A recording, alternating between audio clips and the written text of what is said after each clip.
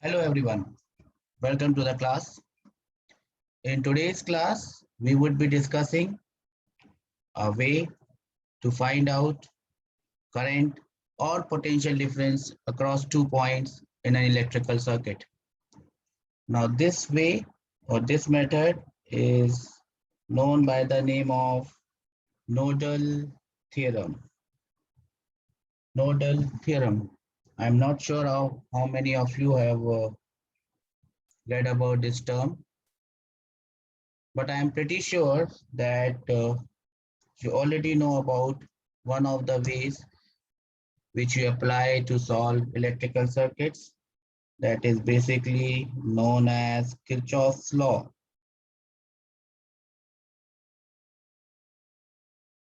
I'm sure that you have an idea about Kirchhoff's laws.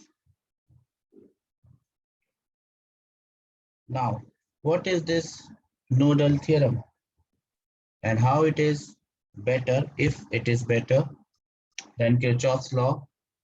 We will try to understand it in this particular video. Now, before going on to this nodal theorem, we must first understand what do you mean by a node, because the word nodal comes from the word node. Now, what is a node? In any electrical circuits, if you find a point or a junction, let me name it as A.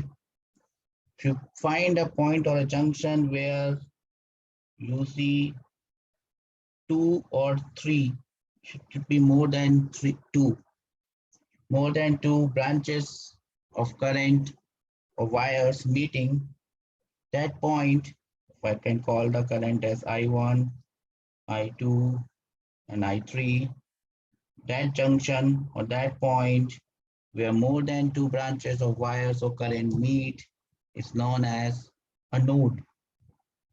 So this point A is a node,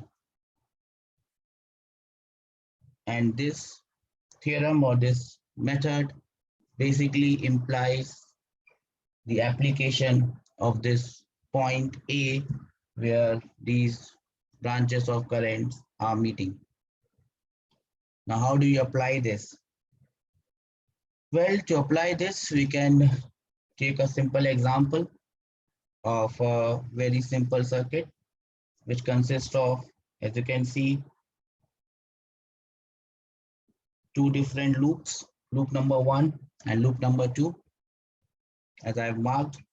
It also consists of two nodes, node A and node B. As you can see, three branches of current are meeting at these two nodes. So let us try to apply nodal theorem here and see how it helps us. Well, how do you apply nodal theorem? So basically what we are going to do is that we are going to assume any one of these to be earthed. Say for example, point B, node B has been earthed. What do you mean by earthing? Do we need to physically earth it? No, don't need to physically earth it. By earthing, we're just assuming that the potential of this point B or VB is simply 0. If you don't consider it to be earth, you can consider the potential of this point as VB.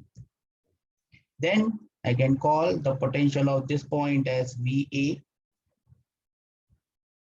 Now remember, as we already know, that electric potential cannot be defined absolutely.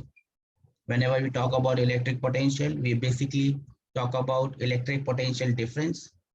So here, when we are talking about VA, this VA is actually potential of A with respect to B. So this VA is basically VA minus VB. Just to keep things simple, and so that we don't have to write VA minus VB always, we just call it VA or simply V. So we have considered VB as 0, and instead of calling potential of VA as VA, let me call it as simply V. So V is the potential of point A. It is actually potential of point A with respect to point B. That is the first step. What is the second step? Well, the second step is very simple. At node A, we'll assume some currents to be coming in, some currents to be going out. Now, the entire purpose of understanding this nodal theorem is to make things simpler. So instead of some currents coming in and some currents going out, it would be easier if I consider or if I take all currents to be going out or all currents to be coming in. Take your pick. I will take it as all currents going out. So I'll assume that I1 current flows in this branch since it is named as E1 and R1. That's why R1. That's why I1. I2 current moving or flowing in the lower branch. That's why I named them E2 and R2 just to keep things symmetric. What about the third branch? I3 current moves in the third branch. Now you would say, sir, this is not possible. All currents cannot go out. Yes, I know. All currents cannot go out. There must be some current which is going to come in. So at least one of these values should be coming out as negative. Don't worry about it. Positive and negative will take care of its own. Now, since all the currents are going out, I can easily apply the junction law at this point A, and the junction law at point A will tell me I1 plus I2 plus I3 equates 0. It is as simple as applying junction law at point A. Let me call this as equation number 1 if you want to name it. So this is simply saying that I1 plus I2 plus I3 has to be 0 because junction law has to be applied. Now, that is the first step. What would be the second step? Or the third step and the fourth step? Well, the next steps would be to find out the values of I1, I2, and I3. How will I get the value of I1? It's very simple. To get the value of I1, I will apply Kirchhoff law or voltage law from point A till point B going in this direction, in the direction of current. So if I start from point A, the potential of point A is V. So I write it as V. Now I go in the direction of current and I encounter a battery E1 and I'm moving from positive terminal to the negative terminal. Potential will decrease. So it will be V minus E1, potential has decreased. Now I'm again moving in the direction of current and I'm going across the resistor. Potential drops. The drop is minus I1 into R1. And then I reach point B. So it must be equal to potential of point B that has been taken as 0. So this becomes my law from A to B through the first branch. From here, I can get the value of I1. I1 will be equal to V minus E1 divided by R1.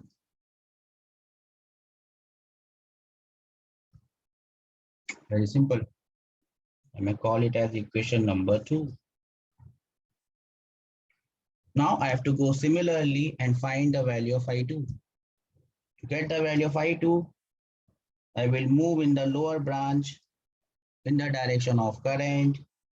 I again start from the point A. Potential of point A is V. Then I move across the battery E2. I am moving from the positive terminal towards the negative terminal. Potential will drop. So it is minus E2. Again, I move across the register R2, potential drops, minus I2 into R2. Then I again go and reach the point B. That must be equal to potential of point B, which is 0.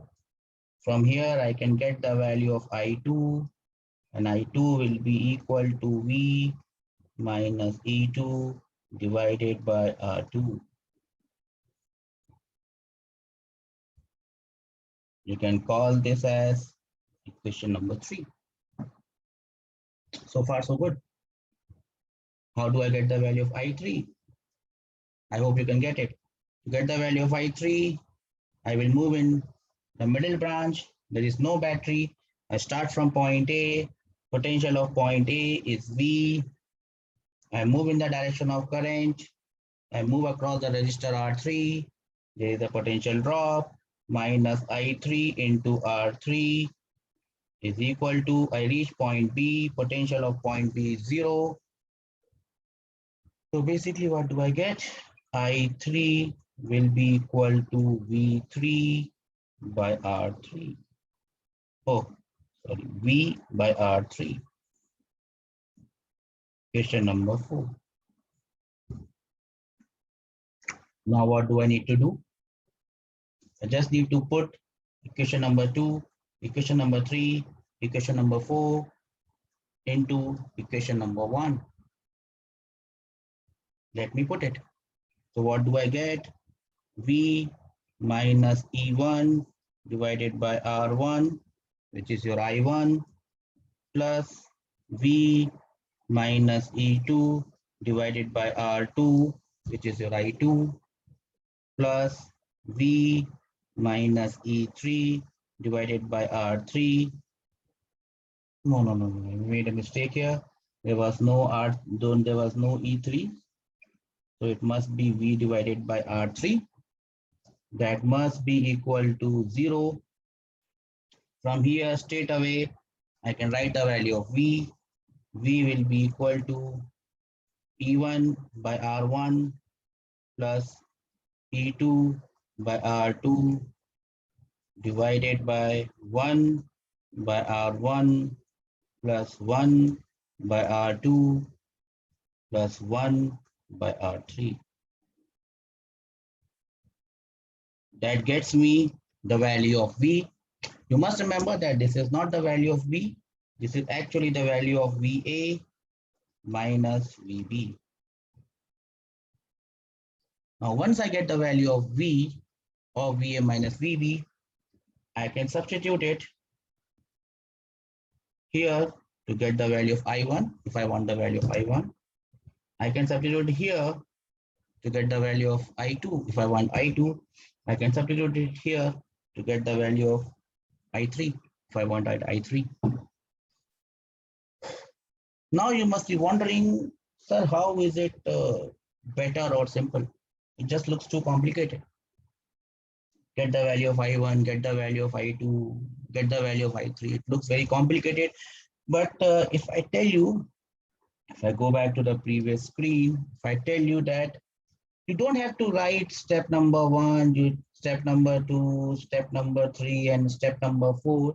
In fact, just by looking at the diagram, you should be able to write what is I1 if you practice enough. Enough practice means even if you do 2 questions or 3 questions, you should be able to make out how will you get the value of I1, I2, and I3, write them straight away, or you can go one step ahead and straight away get the value of V. How? Now look at the diagram very carefully. In the diagram, forget about I1, forget about R1, forget about R1. Look at the diagram and see how many batteries are coming. There's only one battery, E1, and you are going to go across that battery from positive to negative terminal. And then you will go across a resistor.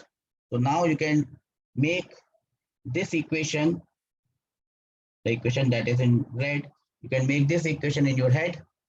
And from there, you can get the value of I1 straight away. So I1 will be equal to, potential is V at point A minus E1 divided by R1. That will be I1. V minus E2 divided by R2 will be I2. And there is no battery in the third branch, middle branch. V by R3 will be the value of I3. If one of the battery is reversed, say for example, I1, the battery E1 is reversed and the negative terminal is facing and the positive terminal other side, instead of V minus E1, it will become V plus E1. And straight away, you can arrive at this final equation without even using your pen. So if you practice enough, you can straight away write the answer of at least two loop circuit which has got two loops. By looking at the circuit, if you have practiced enough, you should be able to write the answer. Let us put that to work. Let us see if we can do something of this nature in this question. And as you can see, the question is probably of the same type. Let us try to do it. We call this node as A, we call this node as B. You may not have to call them if you understand it. This is earth. This current goes I1. This current goes I2. This current goes I3. You know I1 plus I2 plus I3 is 0. That's in your head. When you look at the battery, the positive terminal of battery is coming first, so it will be subtracted.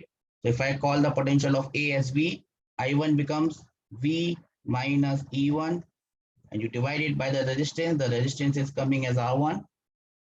Look at the branch 2, again you have the positive terminal of E2 facing you, facing the current, so it will be subtracted. So I2 will be E minus E2 by R2.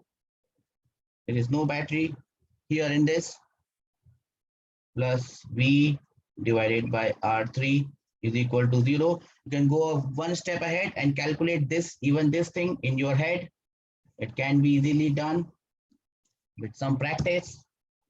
So the answer for V will be yes, if you can get it right, E by R1 plus E by R2 divided by 1 by R1 plus 1 by R2 plus 1 by R3.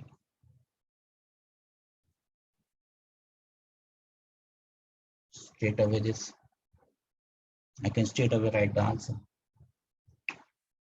This is the question taken from SCV. Still don't remember the question number, but I think it's in SCV. Straight away you can write the answer without doing anything. Let us try it on one more and see if it works. So I made this demo circuit. Now I will not write anything here. No marking, nothing, no A, no B, no C. Straight away, let us try to write the answer for potential of point. Let me call this as A, just for illustration. Let us try to write the potential of point A. How much it will be? So it should be E by R1. This is also a positive terminal. This is also the positive terminal. So this will be 2 divided by 2. 2 divided by 2 plus E2 divided by R2, 3 divided by 3 plus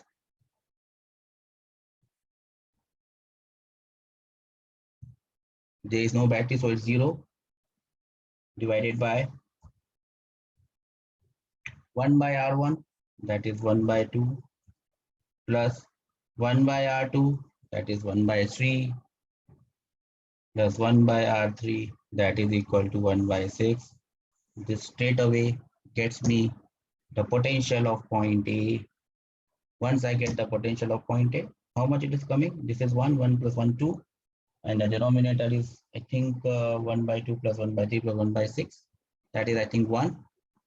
So the answer would be somewhere around 2. So it is 2 divided by 1 by 2 plus 1 by 3 plus 1 by 6. I think that is 1. 2 by 1. The answer is 2 volt. It is as simple as this.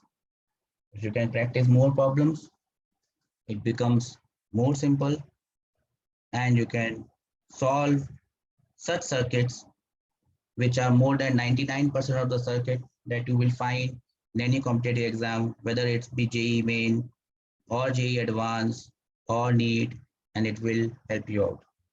I'll end this video here. I wish that you like the video and I'll meet you soon.